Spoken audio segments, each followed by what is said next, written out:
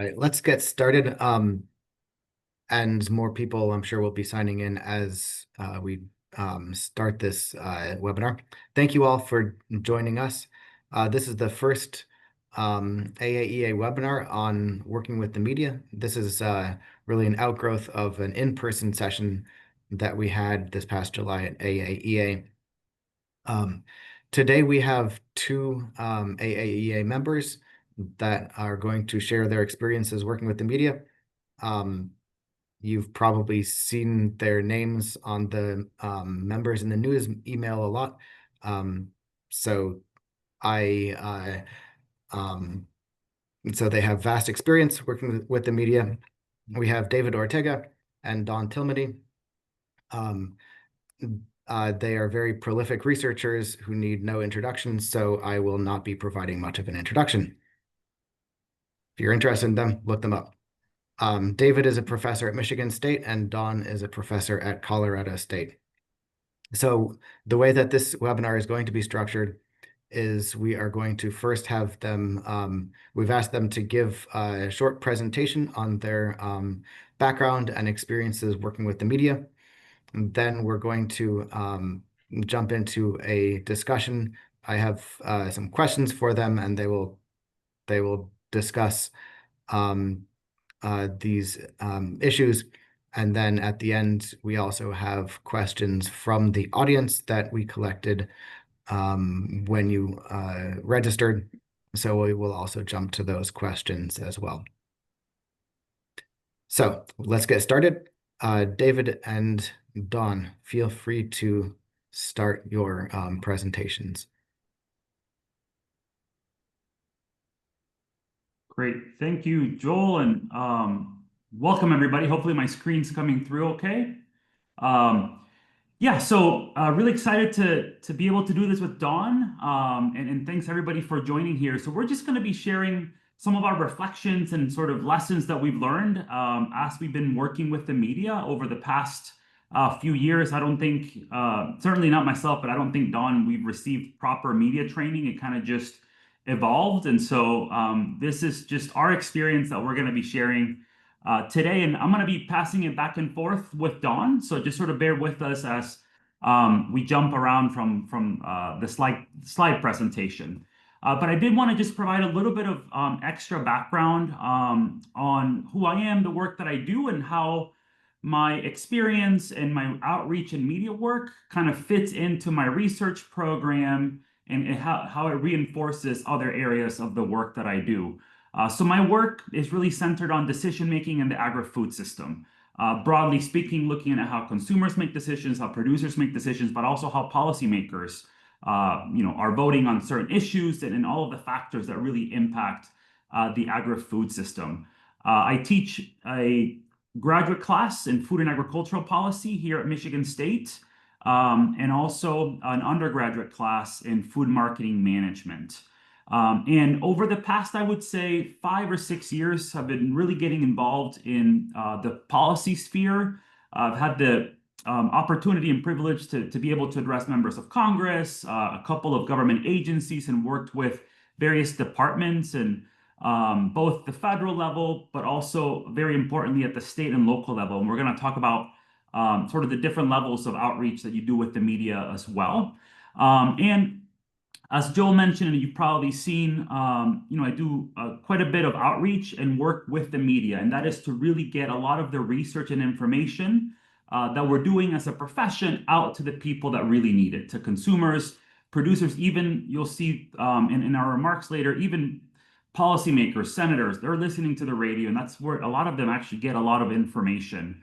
And so I've had, the opportunity to work with a wide range of media outlets, both sort of national outlets, but also very specific local news, targeted news to the agricultural sector. And so I'll be sharing more about that as we get going in today's presentation. But I'd like to give Dawn the opportunity to say a few words about herself and the work that she's doing at Colorado State. Yeah, thanks, David. So my name is Dawn Thilmany. I'm getting pretty long in the tooth, so I've been around a while. I think I've been a member of AAA for a little bit over 30 years now. So it's given me a lot of time to learn and grow. But as David said, none of us got formal training, so we're kind of teaching you the lessons from the road. I have some overlap with David. We actually both do some of our work in what would be considered food systems. For people who track me, I do a little bit more on the local and regional. But because we're not a very deep bench at Colorado State, I also talk about national trends and markets as well. And both with that same markets and policy lens of David. But I guess the other thing that I would have as perspective that might be useful is also because I help run our Regional Economic Development Institute, economic development issues commonly. And then because I have an extension appointment, that actually changes the flavor and context of how I share some of my experience as well. To that point, this does really dovetail more with policy than you'd expect, as David kind of said. So I've had opportunities to do both of my sabbaticals so far with two USDA agencies, which allowed me to gain some perspective for when I do get those national calls. I actually got to be on Vilsack's advisory board as a nominee from AEA. And then here in the state, I'm on our Colorado Food Systems Advisory Council for about 15 years as well. So it kind of puts you, when you look like you can bring a policy perspective, it often helps. But for those of you who don't have that yet, it's not limiting it, but it actually might be a pathway for you to get into the policy world as well. So again, I will also try to touch on some of the same points as David today, but again, offer both some context of how extension and doing very place-based media, not at the national level, might change how you focus on some things. And then try to offer up some contrast too about when the media is radio versus print versus online. I've done a tiny bit on television snips, but I have the least expertise there, so I'll talk about that less. But we're also here to just tell you there's not right and wrong per se, but I think we're going to try to share with you some of the best practices of where I would say me and David would both agree. Sometimes you have a whole interview and you read what they wrote and you're like, how did they get that from there? What we have learned is how you actually couch things to make sure what does get, because you don't really have any control once you've had the interview. So unless it's TV. So we're going to give you some tips more about making sure what you're intending to contribute to the media ends up being what the media captures from what you contribute to the media. So it'll be a fun discussion today. Yep. Thanks, Don. And one thing that I'll add for folks, and this may come to a surprise for many of you, I don't have an extension appointment. And so, some people are like, wow, you're doing media work, you're not in an extension. For me, it's part of my research. And I work with extension educators, I work with colleagues that have extension appointments. So this is really applicable to anybody. If you have an extension appointment, that's great. But media work is very different from extension and outreach work. But they're all very synergistic, and it's all about communicating and having reach with your research. So and I forgot I put a photo in here for a joke, but the reason I have the Thanksgiving dinner up is because you want to become the person in your circle that the reporter who needs to do the annual story about the Thanksgiving meal and the cost of it, you are going to be on their speed dial to give them the Thanksgiving story. But if you start thinking about it, you could give that Thanksgiving story from about 7 different directions. So I put that up there because it's the most likely thing I will always hear about every year from the media is help us do our Thanksgiving story. So I put it up there as a prompt. And I'm sure that's kept us pretty busy these last couple of days as as we get into next week. Great. So I'm just going to dive in a little bit. I'll start off with just kind of how I got started in the media, and then I'll sort of touch a bit about some of the other outlets. And really, it was all about, we're all researchers here, right? But it kind of started when I started to connect the work that I was doing to real everyday impact. And one other thing that I'll add is you sometimes don't know how this is all going to start or how you might get asked to comment on a story. So one of my first major interviews was back in, I believe it was 2012, 2013. I was brand new here at Michigan State, and my phone was lighting up. And it was around the time that Smithfield was bought out by a Chinese company. And I was just getting a lot of questions about, what's happening with Smithfield and the purchase of like an iconic American brand.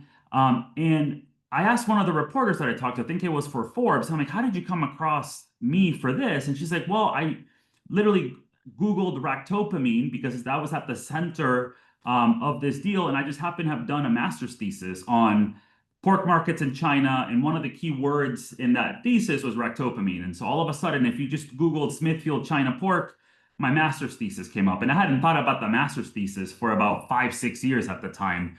But it kind of just tells you how, just when you're less expecting it and thinking about it, you may get a call about something that you might have done a few years back.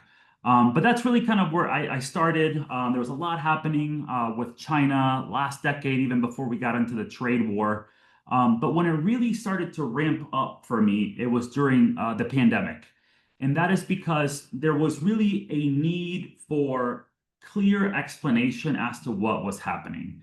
And if you recall, I've kind of tried to tune that out for those years, but a lot of the conversation was really centered on the food system, and that's, I think, one of the times where a lot of people really started to wonder, well, where is our food coming from? Like, why are we seeing dairy producers dumping milk on national television when the price of milk is skyrocketing, or what's happening in the meat packing plants?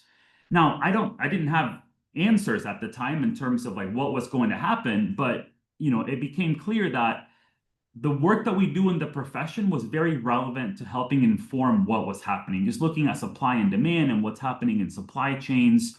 And so I became active on social media. At the time, Twitter was a lot different than it is now.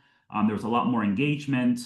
And that really kind of just led to some media outlets reaching out. And, there's a saying out there that media begets more media. So once you start to get out in the public sphere, then other outlets will start to reach out. But I found that type of work to be very rewarding because you're getting information to people that actually need it, whether it be a consumer or even a policymaker. Another example that I'll add, I testified a few years ago in the Senate Ag Committee on an issue surrounding China. And I've gotten to know Senator Stabenow. She's retired now, former senator from Michigan, who was the chairwoman of the Senate Ag Committee. And the reason I got on her radar is because she would listen to NPR, and I would comment on certain issues on NPR. And so I talked to a couple of the people that she worked with, and in her mind, there's a food economist from Michigan State that's on NPR. And so this is policymakers. They're not reading our journal articles. They are, they're attuned to what's happening in the media outlets. And so you're reaching more than just, the everyday American, everyday person that's listening to the radio. And so, fast forward, I've been pretty proactive about, writing posts. I've switched a lot of my social media presence primarily to LinkedIn. But also write policy briefs, op-eds, and all of those things just really help increase visibility and make yourself known to folks out there. And it's really kind of all centered around, at least from my end, trying to build trust with folks in the media by helping explain complex issues very clearly, and trying to make the work that we're doing in from an outreach perspective, put something complex in very simple terms. And so that's kind of how I got started. I've worked with a wide range of outlets at the national level, both in print and radio and in TV, but also other forums, newsletters, blogs. I think Don and I have both worked or at least been involved in something with The Conversation. I think, if you're new to this space, that's a great outlet where, you're driving the draft, so to speak. It's an organization I would highly encourage you all to, if you're not familiar with it, to look into it. You pitch stories to an editor, and then they work with you in developing the story, but it's about your research or your area of expertise. And then that often gets picked up by news outlets. But yeah, this is kind of just a wide range of outlets that I've worked with and mediums. And I will say that, we'll get more into this, but the level of preparation, how you approach a radio interview versus a live TV interview is going to be very different. And also, it's, I want to stress the importance of the impact that you can have at the local level. So, there are those like top, national publications like the New York Times, the Washington Post, NPR. But, I enjoy working equally with some of the smaller outlets, the more regional outlets, and oftentimes you can make a big difference at the state and local level, with those more targeted publications. Why don't I stop here? I don't know, Don, if you have anything to add before we move on. No, great perspective. And I think what he was trying to share, and I would say the same things, some of this ends up being very accidental. You're just working on the right topic at the right time. I think the thing I realized is that we in academia get so locked into what is expertise. There is what you are all deciding to do with your fuller career and research and dissertations and theses on what your expertise is. But what a media person will call expertise is far wider. And you have to learn to give yourself more credit for being able to talk thoughtfully and carefully about a much wider swath of issues. Certainly don't wander into something where you don't have any context at all. But sometimes even some of us with less expertise are better at working with the media because we don't get tempted to get into the weeds as much as the true experts do. So what I've had to get comfortable with is, yes, I have Steve Kuntz in my department who really does beef markets. But for the level a reporter really wants to talk about the dynamics of beef markets, I am more than sufficient because they really don't want to get into what the second derivative of prices in September 2025 was. They want to talk about the 2 or 3 supply and demand factors that are making beef prices be high. And the majority of us could talk about that pretty intelligently. So that's the weird thing is, so some of this is going to happen accidentally. But then I think what David is telling you is that as you build the relationship with reporters, you also get to start coaching them on things that you really think are exciting things going on in policy or the marketplace. And Ray Solomon is someone who was on the panel this summer at AAEA. Her and I literally just like spitball ideas sometimes now because we're that close, because she's like, we know there's something there to look at on this that's going on with water in Colorado. Could you help me frame a story? That's kind of your goal is to get to, is that you have that kind of social capital with a reporter. But what David is telling you is like, don't undervalue those first steps into how you get invited or discount what you really do have as a knowledge base to share, because we in academia kind of get this, make an unintended effect of making people feel like they have to be the expert to talk about something, and that is not the case at all. Yeah, no, completely agree with you down there. Another thing, and I think Don touched on this, is, as academics, we're so focused on like getting the point estimate identification and all these things. I get asked like, oh, what are prices going to look like, next month? And reporters aren't looking for like the precise number.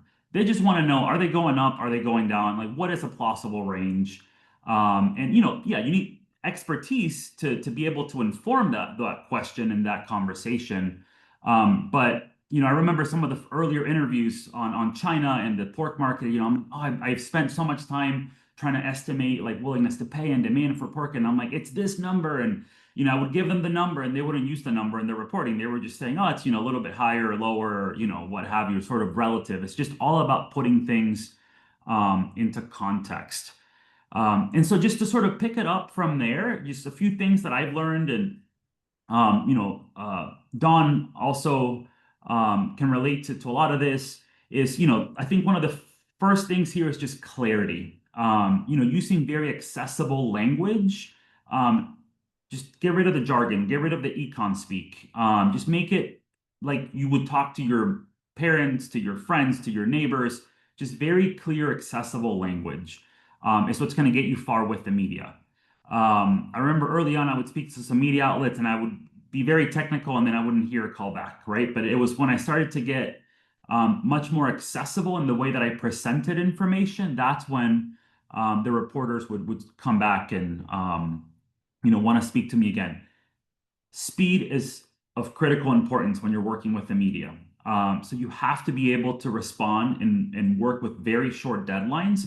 Oftentimes, I'll get an email or a call and it says, "Hey, can you come on the news in the next 30 minutes?" And like this, it happened this weekend. It was about Thanksgiving, Dawn, and I was literally out in my lawn tractor trying to mow the lawn, and I'm like, "All right, gotta run inside, take a shower, right? Put my suit jacket on," and all in the span of 30 minutes. Other reporters, and I appreciate this when they say, "Hey, I want to speak. Here's my deadline." It may be, 4 p.m. or it might be later in the week, but oftentimes you have to sort of get back to them very, very quickly. And then to Don's point about expertise, that's important, but you also have to make your expertise relevant to problems today. So I might have been working on China 5, 6 years ago. There's a lot of work that's, a lot of topics that are relevant when it comes to China at the moment with the trade war and everything else that's going on. And so I rely on the work that I've done. A lot of that was years ago to help inform the problem today. And as you start working with the media, relationships matter. And I make it a point to reciprocate and offer to help reporters with, okay, if you need data, I can navigate some of the government and data pretty well and quickly. And there are reporters that I don't work with because we haven't had great experiences. And so there are people that I trust when they reach out, and I know that they're not going to take something that I've said completely out of context or try to spin my words. And so you want to build trust with the people that you work with as you sort of develop your media presence. And you want to remain factual. You want to focus on the evidence, don't speculate. That's where I see a lot of things kind of going awry with interviews. You start speculating on things, or you start to get very political or biased. Just stick to the evidence, what the evidence say. And oftentimes, and there's different strategies there. You can put the pieces there and then have people connect the dots in your message. And that's important, especially when it's a politically charged topic. You don't want to be the one that sort of politicizes the question, but you can give factual answers that very clearly make a political point, but it's not you that's making that point, right? You're providing the evidence, and it's the recipient of information that can then decide what to do with that. And then humility, I think, goes a very long way. Just letting folks know that you're working with, what you don't know. And many times when I speak on interviews, especially when it comes to things like bird flu, I can talk about the economics, but I can't talk about the health side of things. And, I'll very, happily respond that, I'm not a public health expert. I can only speak about the economics, or, this is kind of what I hear in my conversations, but I don't make any claims about, things that are outside of the economics or my experience as a consumer. Dawn, anything there that you want to? No, I think that's great, and we're getting close to half the time, and I know you guys already sent in some questions, but the other thing you can be doing is, if you want to put any questions in the chat box, if they enabled that and stuff, the one of us that's not talking can certainly answer those as well, because we're gonna fill up the time, because once we get talking about this, we realize there's just a lot we can actually cover. Go on to the next slide, David. But I guess the other thing I would say is that I think every tip he just gave you actually is exactly how you foster your media relationship, is building trust with them by not overspeaking, not making them look poorly with an editor, because most of them are actually also trying to do their own professional development and get known as a good reporter. And part of that is, if you respond quickly, you're accurate, and you never make a statement that then sometimes it helps you to go and even read if there's comments that are allowed on their post and stuff. Go and see how your framing of a story was received by the audience, because there's something to learn there. I agree with David that they like you to share as much context as you can, including he says here, maybe not jargon, but we do a much better job now, if you think of choices and amber waves, of having figures and graphs that actually tell a story with, you know, that would take 100 words to tell the same story, have those there. I think I agree with him that you want to start planting a seed for, hey, you called me about turkey. That's really not my usual game. Happy to talk to you. You know what else is really interesting about what's going on with food markets? Or do you know what else is really interesting about why we have different regional preferences for food around the country and stuff? And, you know, or it was really interesting about what we see going on with the debates about trade. So I think you always do want to kind of be marketing yourself to that person. I haven't done as much with op-eds as David, so I'll let him talk about that, but I agree with him on social media. When you start being comfortable, start self-promoting.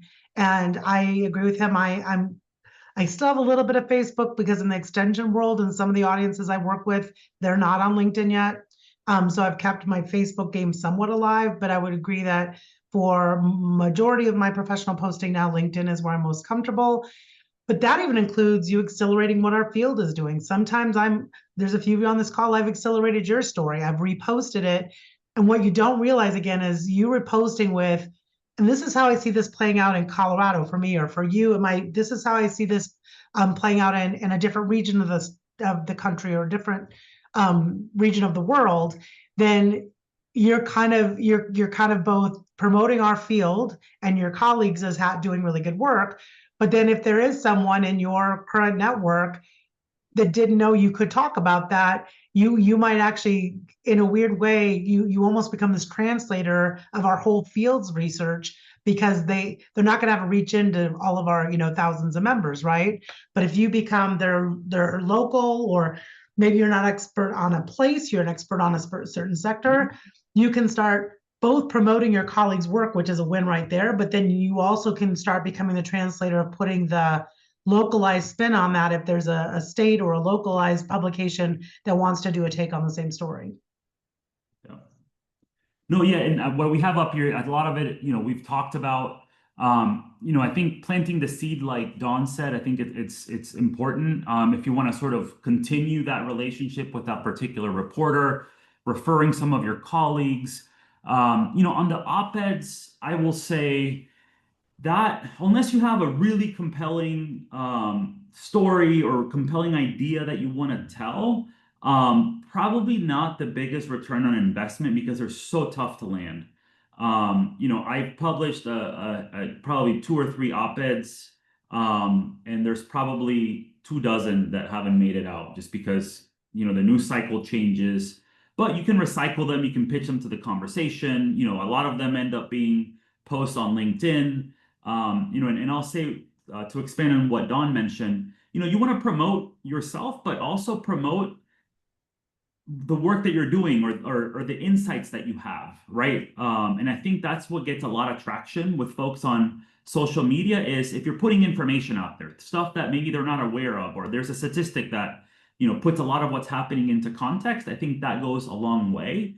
And believe it or not, you know, when it comes to social media, there's tons of reporters on LinkedIn, on Blue Sky, on Twitter. Like they are reading posts. They're not liking and retweeting or reposting, but they are there reading things. And so, you know, don't get discouraged. I've had people like, hey, I'm not getting likes on my post. I'm like, well, it's not about getting likes. It's about, like, are people reading it? And there's a lot of people that read things that just, you know, they're reading, and then, you know, I'll get a call from somebody, hey, I saw that you posted on this, can we talk, right? Nowhere would I've seen that this person actually read the stuff that I put out there. Now, yeah, a couple like just do's and don'ts here, and I want to be mindful of time and leave time for questions. But what I would say for an interview, and this applies, I think, you know, unless you're doing like a 20, 30-minute special, right? But a lot of the interviews are short. They're like typically 10 to 15 minutes, and they're looking for like a soundbite, or they're looking for something that fits into a story. You want to prepare 2 to 3 key points and use very simple statistics.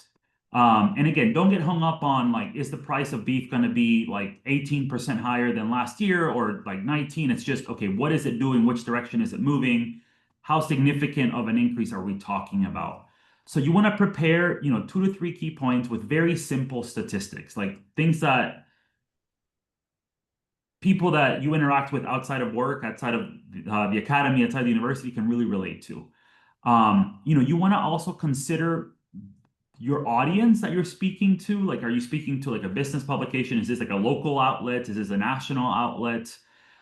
You also want to think about, well, what angle do you want to attack this issue or topic? And then I think probably the most important thing, and this takes time and it takes practice, but you have to be a good storyteller. And I call it data-driven storytelling. You have to tell a story. People will remember the story that you tell. They're not going to remember the number. And so you can make that, and that's the beauty of the profession that we're in, is that everything that we do, people can relate to. We work in food and agriculture and natural resources, right? Everybody has to eat. Everybody, we're part of the natural environment. Like it's very easy to make that connection, especially when it comes to food. And so you have to tell the story. But it has to be, don't just make up a story. It has to be informed by your expertise and be really data driven. Things that I've seen, and again, this is just my perspective. There's no right or wrong way to do it, but where I've seen things not go so well is when you try to over explain a very specific issue, right? It's like, okay, you're trying to explain an economic term and you're like in the third, it's like the fifth sentence is still on that particular terminology. Or when you start speculating, even within your expertise, if you start speculating and it comes across like you're not sure, this is just kind of a wild guess, that isn't, gonna go well. Jargon, we may know what a certain term is, being an economist, but the average person may not. So we try to sort of avoid, jargon, and also like don't wing it. Prepare, even if it's just writing down those 2 to 3 key points, those simple statistics. You want to go into every interview that I do, I go prepared. Just because they might tell you we're going to talk about this, and then guess what? Now we're in this territory, right? And that's especially in the current political environment. It's easy for an interview to sort of take side routes, and you want to be prepared for that. And also, making sure that if the conversation is going this way, you bring it back to where you're comfortable. And so, Dawn, anything on this that you want to? No, you covered it well. Let me I've done some of these mistakes. So yes, I know. And yeah. saying, and you find out you made the mistake by reading what they write of the summary of yours and realizing, wow, I just lost them in the details. So there's 2 of these I have not done, but the other 3 I have done. And we want you guys to not have to do them to learn not to do them, which is how I learned that. So I love that that's the reason I love that AAEA does this type of panel and talks occasionally, is like, it would have been really helpful when I was starting and I didn't have that. So yeah, this is all like from self-experience, right? Like I put these up there because I've done them myself, and I'm like, oh, that's kind of what went wrong there. Common pitfalls, like long academic answers. That's not going to get you very far. You want to keep things to like 20 to 30 seconds. And there's so much, and that's one of the things that I enjoy about this type of work, is like, how can I take such a complex issue and boil it down to 20 seconds, right? There's a lot of things that you focus on, and there's a whole bunch of things that are not important to tell the story. And if you use too many numbers, right, you're going to lose the report. You're going to lose the reporter, first of all. And so, keep it to 2 to 3 key points. If political bias creeps in, I've seen that kind of not go so well. You want to stay evidence-based.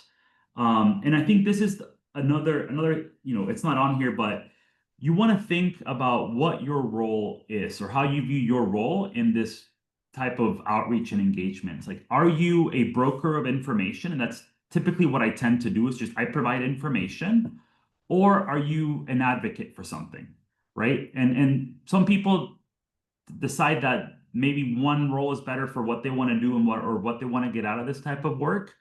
I find that just being a broker of information, keeps me a lot more less biased, so to speak, right? And then it allows me to sort of continue to do this type of work. If I were to express my own personal opinion on something, then I can see that, it may work for certain outlets and not others. And then I think that would potentially limit the reach that I would have with this type of work. You want to correct any misunderstanding sometimes in conversations. First of all, you want to always assume that you're on the record, even if they tell you, because sometimes they'll be like, oh, this is on the record, off the record. Anytime you're speaking to anybody, you're on the record. And oftentimes before the call, or like, gosh, I forgot to, if we're talking about prices, how it was a wholesale price, and then if I don't remember, maybe I forgot to say that it was something, I always follow up or say, hey, I just wanted to clarify that the numbers that I gave you were this, or they were this month's, not, last month's or whatever. So you want to make sure that you're correcting any potential misunderstandings, even as you're having that conversation. And then also, if you don't have any examples, like real world connections, if there's no story there, oftentimes those are the interviews that don't get used or don't make the story. Let's see. I think we talked a little bit about social media already. That's a good way to get visibility, to share context, insights, data. It's good for quick, let's just get information out there. And like I said, a lot of journalists, they're active on social media platforms. Let's see, what else?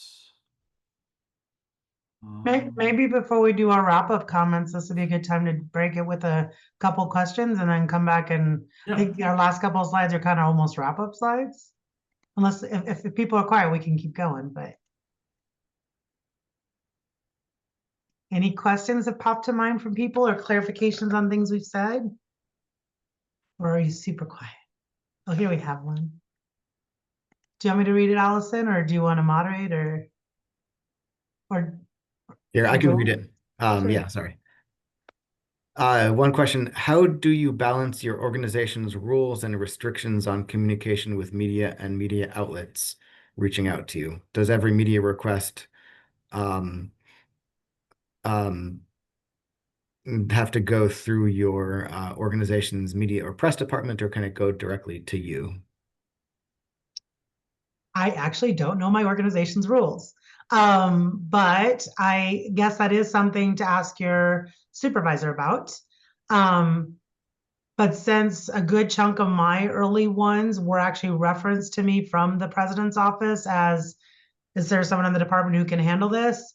And I am now the person most likely to get the first media request from our president's office. I guess I should have asked for permission, but I think they would know better than to censor me.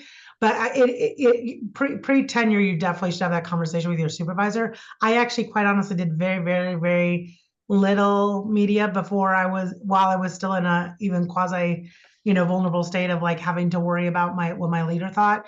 But there are probably very different philosophies. So I hadn't even thought of that. And David, you didn't bring it up either. So maybe you haven't run into that. And we don't know, there's very different leadership styles out there. So you should check on that. I think the way it's always been construed in our department is anything that raises the visibility of what we in our programs are doing is going to be a good thing. But I think to be the smartest, you probably should check with your supervisor about how their philosophy is on it.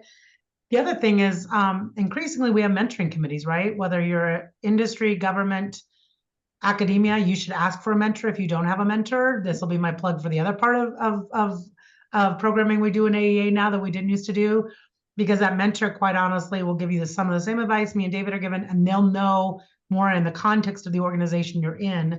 Because yeah, if anyone's on here that's from a government organization, obviously you don't get to do any of this. We probably have been taking far more of an academic lens, although I think my nonprofit partners would have very similar strategies that they use. But obviously, if you're talking about a government organization, this is wildly different. And industry, you definitely have more of a chain of command. So I would say our advice is the best for academia, but I guess there are some academic organizations that would even tell you need to check in with them. And that's just, actually, I had to be honest, I have not run into that, but I think it's because I started doing media quite far along in my career. David? Yeah, no, this is a great question. I think it's important to check with your organization in terms of what proper channels there are for you to or guidelines that they may have. I can, here at Michigan State, in my experience, you are, and I think this might apply more broadly, but you're never, I shouldn't say never, but oftentimes you shouldn't be speaking on behalf of the organization, right? A lot of the media requests that I get, I take as like David Ortega, the food economist that is at Michigan State. I'm not speaking, I'm not giving an organizational opinion or position. When I first came in, a lot of this really kind of ramped up right after tenure for me. I had done some interviews prior to tenure, but if it was a major outlet, I would let my department chair know. When things started kind of ramp up during COVID, if there was a major news story, the dean wanted me to sort of send a message, just let him know that, hey, this is going to air or whatever, right? I do that sometimes now, especially if I'm like, hey, this is kind of like, especially with policy, I'll give my chair or someone in university communications a heads up that, hey, I got an interview, this is going to be coming out and it's about X, Y, or Z. I get a lot of direct media requests from news organizations, from reporters. Some of them do get funneled through the communications department at the university. But I think it's important to just check with your own organization in terms of what their expectations are. But I would say how I approach it is I'm speaking on behalf of me, not on behalf of my employer. I'm just affiliated with the university, and for them it's great. I mean they value the type of work that I do with the media. It gets them visibility, but it's clear that I'm not I'm not taking or I'm not speaking on behalf of the university or the institution. Any other questions? That's the exact kind of questions you guys need to ask us because we forget about some of that. So thank you for giving us the prompt to clarify. And other questions, then we can keep going for sure. I'm looking at the question here. I will say no one has ever told me that I can't speak about anything here at the university. And so no one here tells me, hey, you can say this or say that. There's some things that I say that I know, like a lot of people, even in upper administration, aren't going to agree with, and sometimes I'll hear it from them. And this is where I think, having tenure really helps in terms of being able to freely speak or take on subjects that may be a little bit controversial.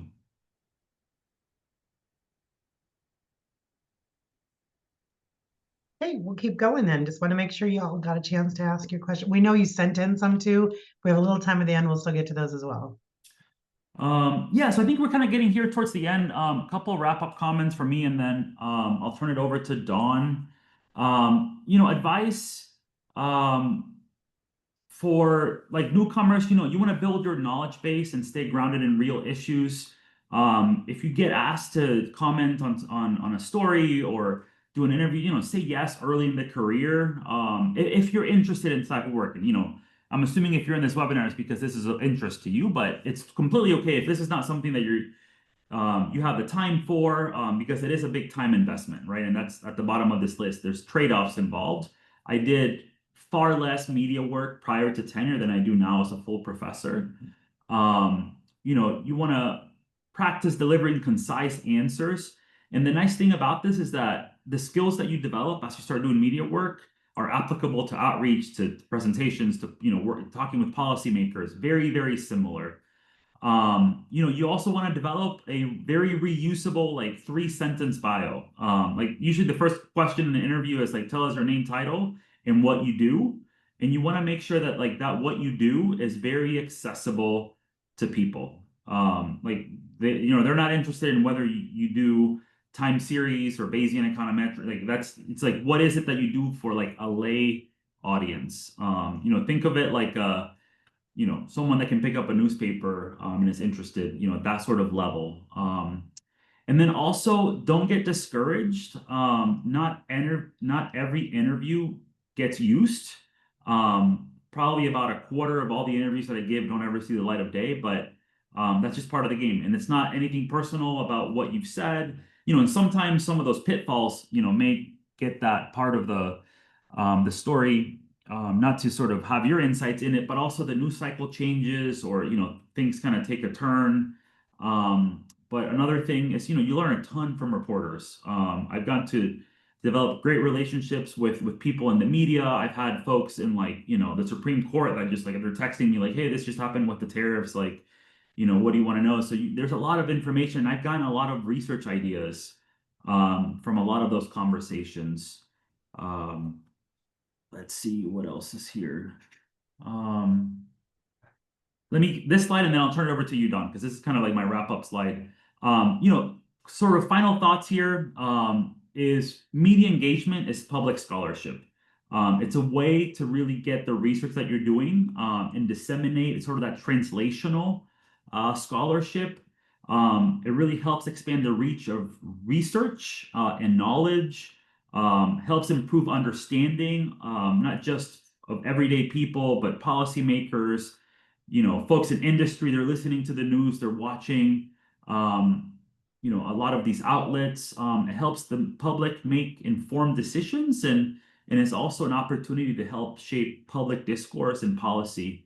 Like I said, I've actually had senators send me a letter or write to me saying like, hey, I heard you on this. This is really applicable to my state. Can you? And then they kind of hand it off to someone on their team. But it's because they're listening, they're tuned in to what's happening in the media space. Yeah, great points. A couple of things I'll just mention as I was thinking about the big broad themes I would give you advice on.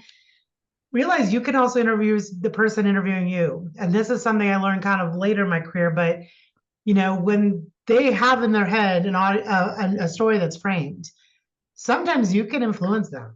So ask like, well, who's the audience? Who do you think is excited about this topic? Or why do you think this will get a bunch, because they're all going after clicks and reads and stuff too. So, and sometimes you can guide them about, who else is really like, if you know some context about who's really engaged on a topic. How many of our schools right now are doing kind of some version of polling or public attitude surveys? Sometimes you can coach them about, what would make this even a broader audience, because, turkey prices are interesting, but they're interesting to the person who's like buying the turkey. How do you make this interesting to a broader set of people? You can sometimes say, what's the key message? Like if you wanted one thing a reader was going to take home from this, what would it be? Sometimes that both will help you give them a better set of guidance about how our field can inform the story they're trying to tell and help them frame it better, because them winning by having a good story is you winning because it's going to be read more, shared more, and represent that you're a good story lead. And again, know your local, whether it's, I work in local and regional foods a lot, and rural economic development, so I know my state really well. But even if you're not about the place you're working from, maybe it's that you have a really good insight into how your sector is looking at something or a field or a specific audience. Help them enhance that story with any context you can, particularly even at the national level. They'll want pockets of how this really shows up on the ground. But yeah, then when you start hearing from your newspapers and local media, who are all very desperately trying to stay alive and relevant because they're putting the local spin on a story that's national. Think about that. This is where extension shines. Be mentored by people in your department who might help you know that story.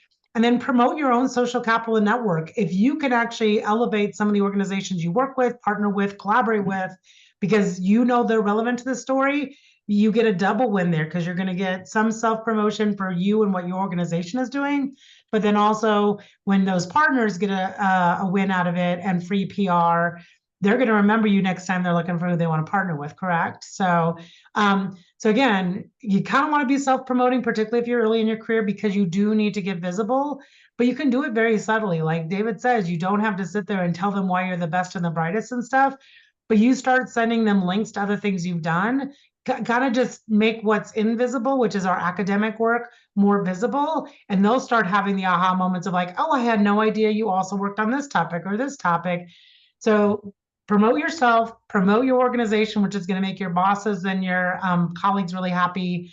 Promote your partners. And again, this is very much my extension lens, is we have so much social capital and ways to elevate our partners in the field. And this is kind of the win of the land grant mission, is that we're supposed to be bringing that to, and sometimes it's even a second win for your organization, because if they talk to your producer or your organization or your county commissioner, that person's going to tell them something about what your organization is doing. So this all becomes very circular, and it can be a really, really, you can almost think of it as kind of a social network that you're building, but it's particularly with the media out there, and that can be a win for multiple people in your network. So we overwhelmed you? Have we given you guidance? Is there things we didn't cover that you guys really hoped you would hear on this call, or is this new enough to you all? You're just trying to think about what's your first step into it. Any more questions? You're a quiet group. One quick question. So you've Yeah. talked about social media. What sorts of things would you post? How often would you post on LinkedIn, for example, about your research, about a specific paper or a broader topic? What kinds of things and how often do you guys post? I wear lots of hats. So I post for myself, and I post for about 6 different things I'm affiliated with. So I post more than you should post, but usually once a week is even enough to be visible that people don't forget about you. And again, that doesn't have to be your own work. Sometimes I've reposted something David has posted and just added a note about what that's looking like here in Colorado compared to where he was talking about. I just reposted something Andrew Van Leeuwen, who's someone from my rural economic development group, did on communities, and said how I've seen that pattern. So think about posting as something you can do about yourself, or you can do elevating someone else's work, but with just a snippet of context about, and if you have data about that context, that's even better. Or when agritourism comes out, if I don't have a current project, I'll say, hey, what's really exciting is what this farm is doing over in this county. So posting can take a lot of different forms, but once a week generally keeps you visible enough. And like I said, particularly, it doesn't always have to be about yourself. It can be about a small snippet of context you can give about something someone else has done. But again, if once you get these reporters in your network, then they'll see that you're someone who could actually help them with a story on that if they needed to do it locally. David, would you have any more to add to that? Yeah, no. I mean, I sort of follow similar. I mean, sometimes it comes in waves. There's weeks where I may not post at all. And then there's weeks like I'm posting like every day, maybe sometimes even multiple times a day, just depending on what's going on and sort of like what if there's low-hanging fruit, for example, like with the tariffs, right? A lot of it is changing. But a lot of these same tips that we've given you apply to those posts. Like, don't overwhelm the post with like 1,000 things that's happening. It's like, okay, what are 2 to 3 key points? Get some statistics that can help support that point, and then tell the story of like, okay, what is the angle that you're trying to get across? I find that is those posts that sort of tend to result in more calls from reporters than if it's like, hey, here's a paper that a lot of reporters sometimes they'll write about a paper that you've published, but oftentimes it's like, we need your sort of insights into what is happening right now in the world, and there's no paper out there to tell you that. And so don't feel like you need to wait to be able to a lot of the stuff that I'm talking about, yeah, I'm working actively on the research front, but that stuff isn't going to see the light of day until like 2, 3 years from now, right? But I have the data, and that's when you make this data driven, it's hard to dispute the data, right? And oftentimes I'm using a lot of government data, government statistics, so that it's not people getting upset with me. I mean, we'll get upset with the data if you have a problem with it, right? And so that's another way you can distance yourself from sort of something controversial by using like government statistics or well-regarded statistics. So it's not, oh, I did the survey, or this is the data that I kind of crunched. It's like, no, this is kind of what things are telling you. But it kind of depends on what's happening, and I try to sort of tie a lot of my posts to sort of current events, because that's what I think what people are looking for. Awesome. We have time for one more question if someone wants to jump in. These have been great questions, though.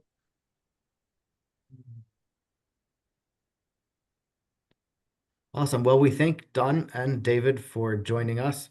Oh, one last question. How do you separate your personal and professional media accounts? Poorly. Very, very poorly. It is why I said I wear 6 different hats. I finally caught on, particularly on Facebook, that I should have for the centers and organizations I represent, I should have separate accounts, but even there, it'll show that I'm the one posting from that, but at least separate some. LinkedIn, it's pretty hard to do. So quite honestly, LinkedIn, I just don't think there's a reason to necessarily need separation, because there's some people who are crossing that line, but I feel like the guardrails on LinkedIn are by far the best about keeping people in their lane, about it being about what they're doing professionally. And then, maybe it is even just in this day and age, and I don't even do Instagram, that you just pick a platform for your personal and a platform for your professional. And I think me and David are both basically telling you we would recommend right now LinkedIn. And I think that's how most of our field colleagues that we would consider doing best practices are doing it, and then use the other accounts for yeah, and me and David also don't have a TikTok but someday that is coming. Someday me and David will be doing economic karaoke on TikTok, and then you'll know we're on our way out. But yeah, so seriously though, I think now I would almost pick a platform for each and then keep them that divided. I fail at that because when Facebook first started, I just have too many of my extension people that's how they've linked to me, and that's all they use, that I have chosen to keep that one going. And then when Twitter switched, I just decided that was an exit I needed to make for my personal purposes. So, but good luck with that. And it's a slippery slope, I'll warn you. So be very thoughtful about that, I guess, is what we tell you. Great questions though, guys. It's clear some of you have already thought about that. And, me and David are pretty approachable people too. Sometimes there's just not the right place to ask a question in this forum. So if you send an email to us and stuff, we'd make a commitment to try to get back to you, or maybe send you an example of articles we've done. If there's something we said about like a specific topic or article we did, we can send you examples. I thought of putting in links today, but I thought that was overkill, but I'm happy to send you a couple articles in any realm of locality or size or scale that would give you an example of how I at least started showing up in articles, if that's helpful to y'all. Sometimes examples are the best, right? So thanks everyone for coming. Well, thank you, Dawn and David, so very much. We will, at the top of the hour, so we will end it here. We will, the AAEA Communications Committee is going to be looking at resources for enhancing AAEA member media exposure. So be on the lookout for more of those, including more webinars like this, as well as more written resources. Thank you all so much for coming, and thank you, Dawn and David.